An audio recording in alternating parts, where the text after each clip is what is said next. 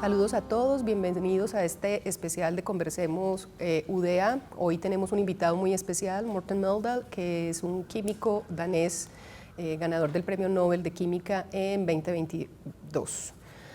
Professor Morten, we are welcoming you to this program with the University of Antioquia. Thank you for having me. Thank you very much. So we have a couple of questions that are key for our students and professors and researchers in the university. We want to begin asking to you, what is the story about this collaboration or work with the other researchers that won the same Nobel Prize, Caroline Bertozzi and Barry Sharpless? How did each other contribute to these findings and theories? Actually, we did three different things independently. And this all come together as click chemistry. So we were working in the intermediate field of proteins, being able to make very large protein structures with multiple functions. Caroline Bertozzi were working on cells, so even larger structures. And Barry Sharpless were working on small molecules, making, for example, small medicine-like compounds. So this is the three different fields that came together as click chemistry. That's great. Barry Sharpless has a previous Nobel Prize too. Yes, I visited him actually in 2001, right after he got the first Nobel Prize. So I understand that different academies award specific categories of Nobel Prizes. It's like this of chemistry has the Royal Swedish Academy of Science to award this prize. Is different the process for each academy, for each Well, one? the Peace Prize is awarded from Oslo, and the Economy Prize by I think it's the Institute of Economy in Stockholm that does that. And the process is similar? Process is very similar. I think that the Nobel Prize Committee is one of the best in the world to do things very, very correctly. Did you know that you were nominated, that there is a discussion about your name? In 2013, there was a little bit of discussion of click chemistry being a subject for a Nobel Prize, but it just disappeared again, and I never thought about it again. So I was very surprised. When you were presenting today in the conference, in the lecture, you say that when you received the phone call, it was a little bit a surprise. Did you think that maybe it's a joke, a prank? It's maybe not for me? Well, it could have been, because in 2019, my colleagues, some students actually in the institute, they made a practical joke on us. So there was a Swedish guy or Norwegian guy in the group. He had a Swedish number, so he called and said exactly the same thing as the Nobel Prize Committee say when they call. So initially I was surprised by that, and then it turned out to be a prank, and they were recording it for the chemistry review that the students make every year. So I was informed immediately that this is a prank, you just have to play along. But it was very nice. That is great story. Yeah. Okay, so now I have a question a little bit more serious about what can universities do to support scientists in our communities? What can do funding agencies to do to support our scientists here in Colombia? So this is a triumvirate which is composed of the government, and particularly ministries that are directly involved in education and science, and the heads of the universities and institutes, and the foundations. These have to get together and make the long-term plans of research, including, for example, investment in infrastructure, which is crucial to the successes of the science in the country. So if you can make hubs or infrastructure hubs for scientists to go with their, for example, compounds or genes to sequence or whatever they need in one central place for a state or university, then that will be very, very advantageous in the long term, because the best investment you can ever do in any country is the investment in education. It's the one that gives the highest return on investment. Yeah, that's true. Not specifically to one company, but to the country as a whole. Yeah, for sure, that is true. I have a question about how was the experience with beta-map therapeutic apps? So because it's a little bit a scientist making some innovation, entrepreneurship, and so we want to learn a little bit, how was that experience? What did you learn about that? So we made 4 different startups over the years. Beta-map was the last one. It was made based on our efforts to control molecular recognition by design. And this was, we were producing kind of same things that antibody can do. We got a very short timeline of half a year to come up with a proof of concept. So this is very difficult. If you're a researcher, you also have your teaching obligations and so on. To actually make a business in half a year is almost impossible. We couldn't raise the amount of money really required in that case. So it didn't fail because of the technology, it actually failed because it didn't continue. So it failed because of the financing structure that we were able to produce. So I think it's very important that government and university tech trans units are aware of this problem and try to establish the appropriate financial structure underlying these startup companies if you want them to have success. We're actually reviving it at the moment, so that looks very good. When you showed that there was this development with 1 million of compounds, it was that you explained, that was made through one of these startups, no? Yeah, so we had, our first startup was Combio, which means combinatorial chemistry for biology. So Combio, we developed these machines that I also showed in the lecture where we could do chemical reactions in separate containers. And then we could mix the polymer beads that we use and put them back in. So we do one reaction sequence on each bead because it will go from one well to the other well in this mixing procedure. And then you can actually, in each reaction step, you create the number of compound increases with a factor that corresponds to the well. So you get an exponentially growing number of compounds. And with 20 times 20 times 20 times 20, you get very quickly to a very large number. That is amazing. Yeah. It's really, really amazing. Okay, next question is about how you work together with your wife, Adrienne Marie, how she helps to support all these findings and work in science. So Phaedra has a very unique education actually. So she is a carbohydrate and peptide chemist at the same time. And we work together with the glycopeptides and glycopeptide biology a long time ago. We have maintained this interest in chemistry, both of us.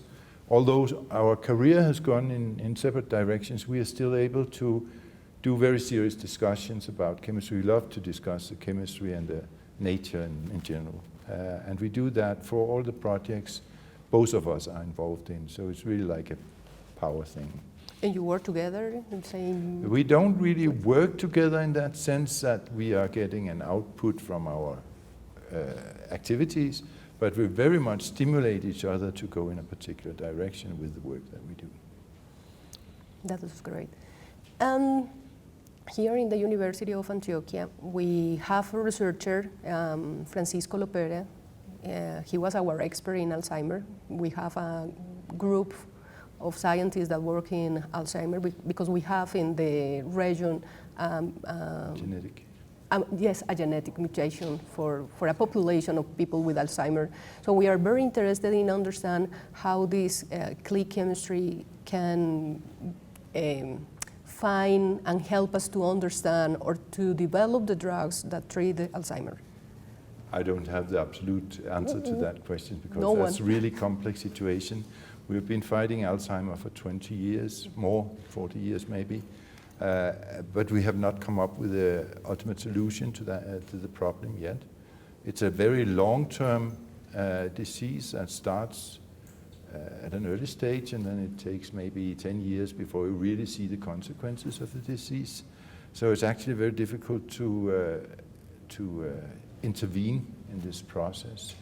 What we are doing is that we are making molecules that can prevent the fibrillation, that means the plaque formation, and we think that we understand maybe also some of the toxicity that is observed in the neighborhood of the plaques and the killing of the neurons in the neighborhood of the plaque.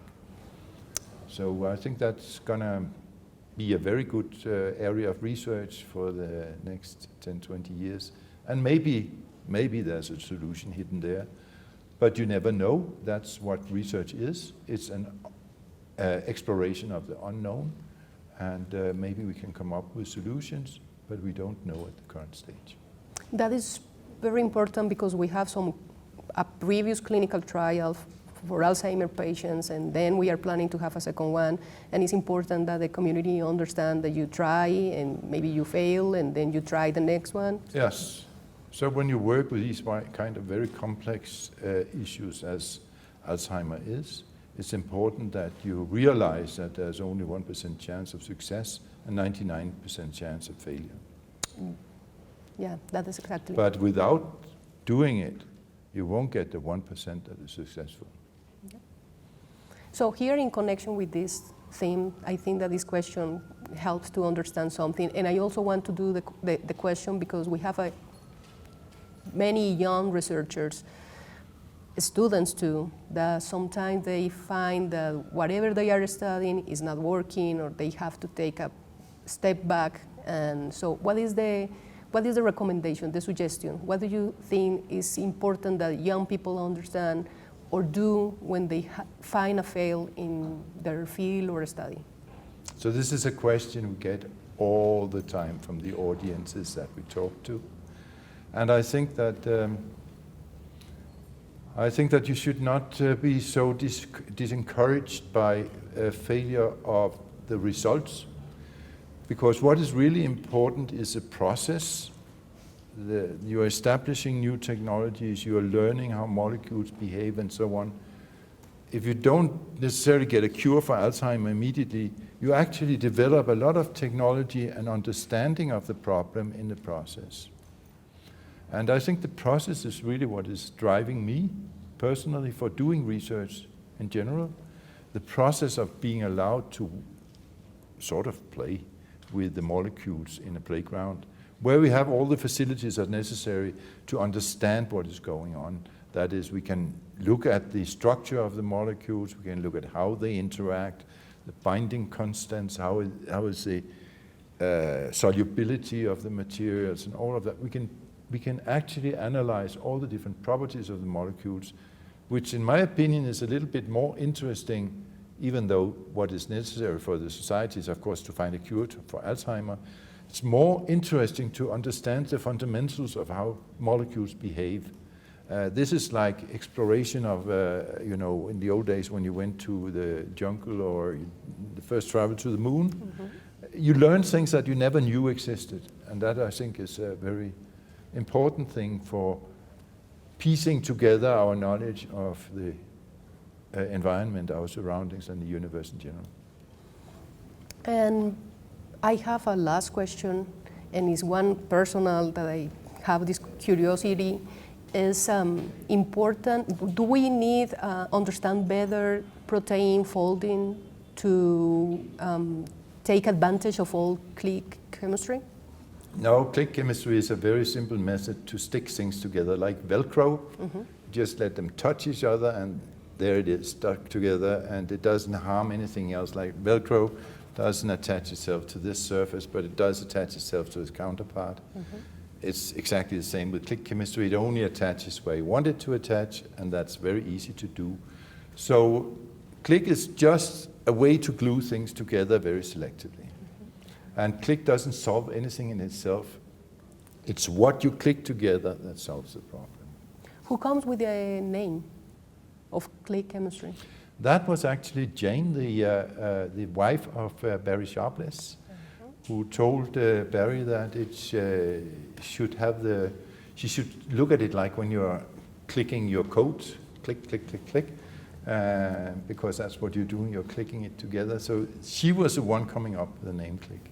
We called it something else. We called it molecular chemical transformations, which is far too long. Nobody understands it.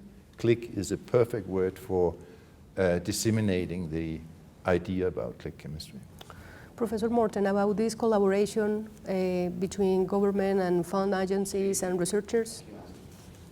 Yeah, so I think that it's very important that the university, heads of university and the ministry don't see themselves as opposing partners in a collaboration, having different interests. They have the same interest, and it's very important they see themselves as a united effort to do beautiful education and investment in the society. So having an attitude towards the ministry from the universities, that the ministry is there to help them facilitate the education process, and the ministry see the universities as tools to develop the society is very important. They cannot be sort of contradictory groups that doesn't collaborate. Then it won't work. So it's very important with goodwill from both sides to actually make the best results out of it, and trying constantly to include and encourage the private sector to be involved as well. And what do you think about having an agenda, a research agenda yes, so with I think priorities? you should actually make a commission out of people from the university, heads of universities, from the Ministry of Science and Education, put them together, maybe have a few philanthropic industrials also involved in order to make a coherent plan for the future of research and education in Colombia. For Denmark, works in that way? That's the way it works in Denmark. We have some very great foundations, and they work together with the government.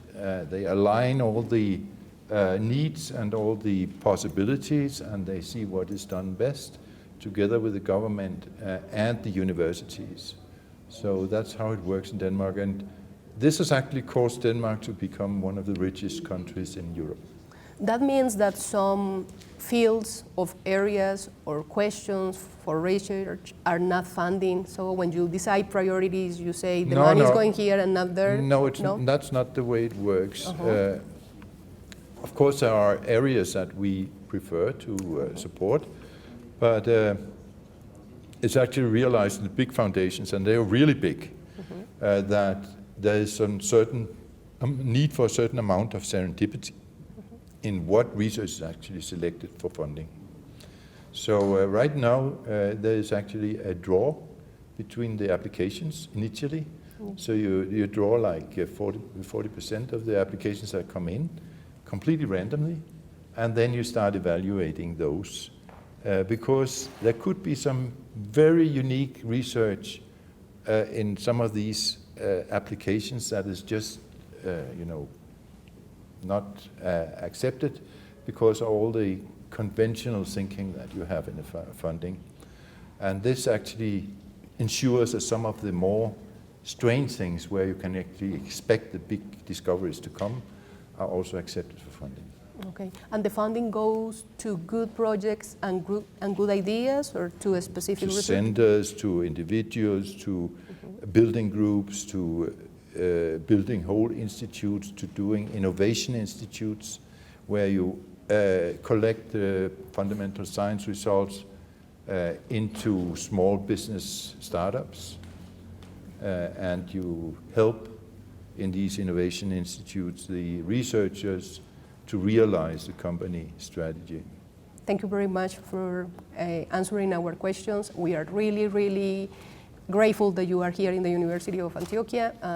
I hope you come back. Thank you for very good chemistry. Thank you very much. Y al público que nos acompañó y a quienes están atendiendo el programa, nuestros agradecimientos por estar acá conectados hoy en Conversaciones UdeA.